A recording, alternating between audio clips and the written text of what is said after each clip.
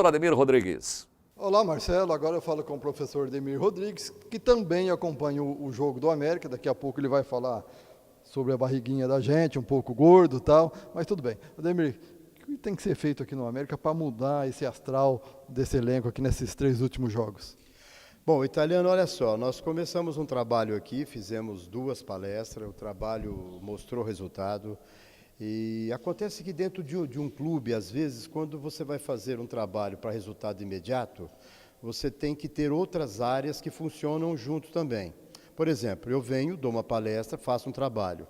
Eu não sei como é o papo desses jogadores no vestiário, durante o intervalo, o que o treinador conversa, o que as pessoas conversam. De repente, um tipo de papo que é dado no vestiário quebra o ânimo e o padrão da motivação de todos os atletas. Então, para fazer isso, vir dar uma palestra e querer que a coisa funcione tudo, é muito complicado. Eu vim para poder colaborar e eu penso o seguinte, eu acredito ainda nesse plantel do América, porque eu passei a conhecer esses meninos, esses jogadores, eles estão desamparados emocionalmente. Eles não têm referência nenhuma, tanto no aspecto de saúde, no aspecto de desempenho, eu tenho conversado com eles. Eu penso que se o América não tomar um cuidado em relação a tudo isso, os resultados que eles querem dificilmente virão. Bom, agora vamos falar sobre peso. Hoje isso preocupa o mundo inteiro, né, Ademir? Quantos por cento da população hoje está acima do peso? Bom, nós somos cópia do padrão americano, nós copiamos o americano, estamos seguindo na linha deles. Em termos de 44% da população adulta obesa, e o mais grave agora é a população infanto-juvenil brasileira já atingiu 35%. Isso significa o quê? Jovens obesos, adultos obesos. Adultos obesos significa doenças crônicas, doenças cardiovasculares e outros tipos mais. E todos os tipos de obesidade, infanto-juvenil, adulto, levam a outras alterações que quebram o padrão de uma boa qualidade de saúde, uma boa qualidade de vida. E o que hoje está ocasionando essa gordura que as pessoas estão ganhando? Bom, Italiano, olha só, hoje as pessoas andam menos e ingerem mais comida. As pessoas hoje, por trabalhar distante, elas levam comida, comem perto, não andam mais para fazer as coisas de carro. Esse é o modelo, mas não é desculpa. O ideal seria que as pessoas pudessem comer uma determinada quantidade que saciasse. Só que é o seguinte, comida gera prazer. E todo o prazer que nós temos, comida, bebida, cigarro, coisa vira vício, vira compulsão. Então, tem pessoas hoje que comem não porque tem necessidade de saciar, mas come porque tem outros problemas na vida dela. Dificuldades em relacionamento, moram sozinhas, então elas comem. Aí já vira um vício. E o vício faz com que você conquiste peso a mais. E esse peso a mais levam a outros problemas de saúde. Tem como evitar isso? Tem. Uma boa educação alimentar. E um detalhe importante, Italiano, é o seguinte, que tem a tecnologia do ponto E, em que você pode ensinar para a pessoa como ela come sem ter a comida. É meio esquisito isso, mas eu vou explicar para o telespectador. O cérebro acostuma com o sabor de uma comida. Então, se você hoje estiver agora com fome e você quiser comer, por exemplo, um peixe que você adora, você já comeu, está dentro de você essa memória. Então, o que a gente faz com as pessoas obesas?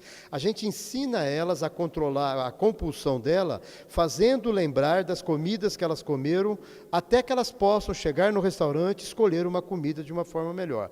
É uma das dicasinhas pequenas diante de tantas outras que existem. A ansiedade faz a pessoa comer mais? A ansiedade faz.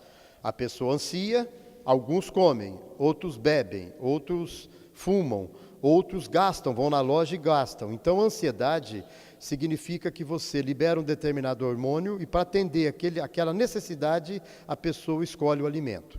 A ansiedade é um dos fatores importantes. Controla a ansiedade que a pessoa reduz o peso. Não é reduzir peso sem controlar a ansiedade, porque ele volta, porque o que dispara a obesidade, a comida, na realidade, é a ansiedade. O açúcar é um grande vilão? Não vejo o açúcar como um grande vilão. O açúcar é necessário, é o carboidrato. Ele tem que ser ingerido junto com a proteína e a gordura. O açúcar é um carboidrato. Por exemplo, Italiano, as pessoas que tomam café e colocam o açúcar cristal e os outros colocam a gotinha, o adoçante, quem coloca o cristal em termos de saúde está na frente. Porque o adoçante produz radicais livres, é uma química. O açúcar não, o açúcar cristal não. Ele tem a frutose e a glicose, o outro só tem química. Então essa é uma dica importante. O ideal é usar esse modelo do próprio açúcar. Agora, existem pessoas que gostam do açúcar por causa do sabor. Então existe maneira de você reeducar essas pessoas a entender que o açúcar é parte de um programa e não de outra forma. O adoçante você indicaria para o diabético? Não, o adoçante eu contraindico para qualquer um. Se o diabético ingerir uma comida, um doce, e comer junto com o doce 4 amendoins, ou 5 amendoins, ou 4 castanhas, ele não tem o pico glicêmico. Esse é o segredo. Então, o problema do diabético é deixar dar o pico glicêmico. E quem que dispara o pico glicêmico? O carboidrato, que é o açúcar, ou é o pão, ou é a massa e tudo mais. Então, para o diabético, se ele comer um pedacinho de carne, se ele comer um pouco de gordura, pode ser o azeite, e se ele comer um doce, ele está equilibrado do ponto de vista bioquímico, que controla a liberação ou não da insulina na corrente sanguínea dele. Então, o diabético não precisa passar vontade de comida. De jeito nenhum, ele tem que aprender a comer de forma equilibrada. Aliás, o programa que nós temos para o diabético é que ele possa comer de tudo. Só que ele tem que equilibrar, assim como eu como. Eu como de tudo, mas eu equilibro. Minha proteína, meu carboidrato e gordura, eu equilibro. E eu não chego a extremos. Os extremos seria uma bulimia, anorexia e outras coisas mais. Eu penso que o diabético, o hipertenso, sofre sem necessidade de sofrer frente a essas indicações que os profissionais da área da saúde, principalmente a área médica, impõem a essas pessoas. Quem quiser saber mais, como faz, Ademir? Bom, nós estamos à disposição, nós trabalhamos com as tecnologias do ponto E, as pessoas poderiam entrar em contato com a gente através do telefone 17 91 15 0122 e também o nosso site, que é www.uniliar.com.br.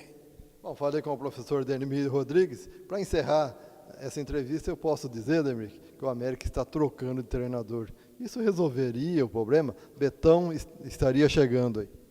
Bom, eu penso que toda troca é válida, mas eu não concordo no meio do esporte. Eu estou há 30 anos no meio do esporte e o outro fala assim, uma troca motiva, tal.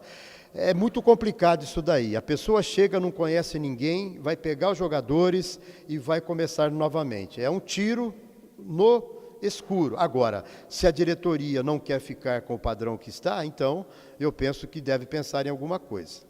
Falei com o professor Ademir Rodrigues aqui no seu